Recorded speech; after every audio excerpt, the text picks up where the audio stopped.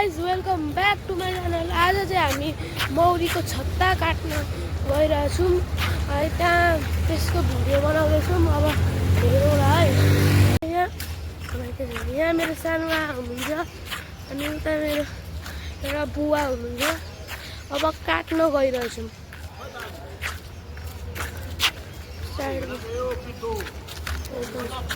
यस्तो छ हेर्न सक्नुहुन्छ। यहाँ बुवा र मेरो मामा गफ गर्दै हुनुहुन्छ। यहाँबाट जाँदैछौँ, बाटो लाग्दैछौँ है। त्यहाँबाट अब यहाँबाट नजिकै पुग्न आँट्यौँ। बाटो चाहिँ हिँड्दैछौँ कोसिस गरेर। अनि मेरो चाहिँ एउटा रिक्वेस्ट छ तपाईँ, हामी यहाँ आइसक्यौँ। हेर्न सक्नुहुन्छ रुखहरू कति काटेर छ सबै। अब उठ्ने मजा पनि आउँछ। अब हामी त्यो मौरीको छत्तालाई फोड्छौँ अनि रसहरू खान्छौँ। त्यहाँ हुँदै मेरो मामा र एउटा बुवा हुन्छ, गफ गर्दै हुन्छ। मजाले हामी हेर्न सक्छौँ। हेर्न सक्नुहुन्छ भ्यू पनि राम्रै छ। हामी अगाडिपट्टि लाग्यौँ। यस्तो टाइपको गफर धेरै गर्नुहुन्छ यार मामाहरू। तर कुनै भिडियो मिस भइरहेछ थोरै टाइमको, किनकि मेरो मामा पनि बनाउँदै हुन्थ्यो ब्लग, त्यही भएर। सो हामी यहाँपट्टि लाग्यौँ है। अनि म एकछिनपट्टि यहाँ हेर्न सक्नुहुन्छ। त्यहाँ एउटा बस पनि देखिरहेछ। बस आइरहेछ गाइस, हेर्न सक्नुहुन्छ। कुन स्कुलको हो त्यो स्कुलको पनि देखाउनु हो। हेर्न सक्नुहुन्छ। एउटा झन्डा पनि छ, कस्तो राम्रो हो। त्यो लाग्दैछौँ। त्यहाँबाट एउटा बस केएमसी किनेको माथि बस आइरहेछ। आवाज पनि आइरहेछ सुटु भन्ने। एक बस हुन्छ। हामी जाँदैछौँ अगाडि। सो अब बन्द गरेर बस्दै कता हो कहाँ भन्दै हुन्छ। सो यतापट्टि गइरहेछौँ। कस्तो खतरा भ्यू छ। अब हामी फेरि लागौँ उतापट्टि स्टेडियममा। एउटा मन्दिर पनि प्यारो टाढ यस्तो भ्यू छ चौतारापट्टि। राम्रै पहाड जस्तै राम्रै भ्यू छ। थालिसक्नु नाममा यस्तै हुन्छ।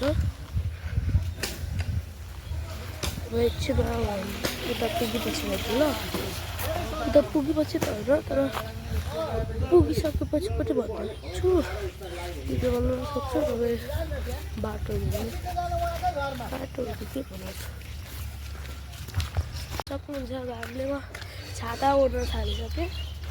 अनि यहाँ रुख हुन्छ मामाहरू हेर्न सक्नुहुन्छ। यस्तो अन्य भइरह।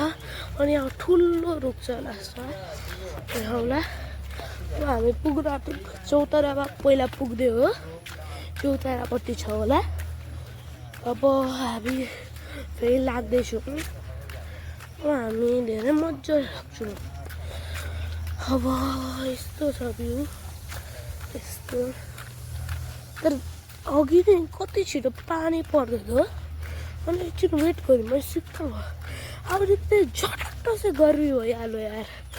अनि गर्मी हुन थाल्यो। मैले छातै ओढिहालेँ त्यही भएर। अनि अब हामी त एकदम खलखली पसिना भइसक्यौँ हो। अब यहाँबाट जाउँला है। अब एकछिनको बाद म तपाईँसँग मिल्छु। यहाँ बस्दै हुन्छ आवाज है। थाकेर बुवा कता आएर सबसे अगाडि गइसक्यो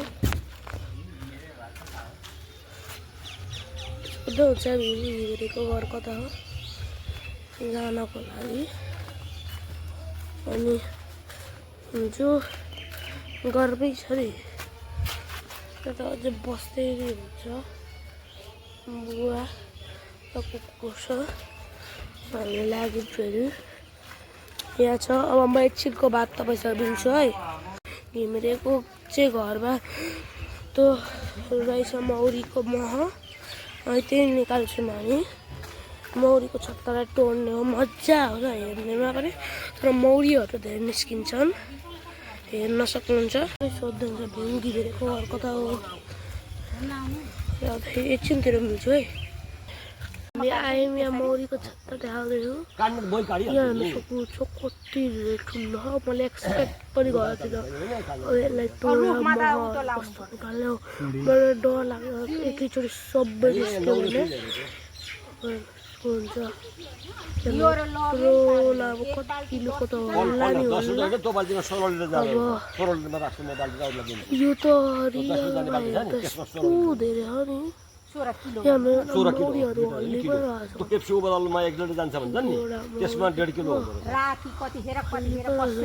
मौरीहरू जानु सक्नुहुन्छ धेरै खतरनाक लाग्यो रियलमा हेर्नु भने नि यहाँ भीमपरा जुलीको घरबाट यहाँबाट रियलमा हेर्नु भने नि भीमपरा जुलीको घरबाट धेरै ठुलो छ अब मौरी मार्नेवाला आइरहेछ धेरै नै ठुलो रहेछ हौ यहाँबाट त छैन यो यहाँबाट हेर्नु भने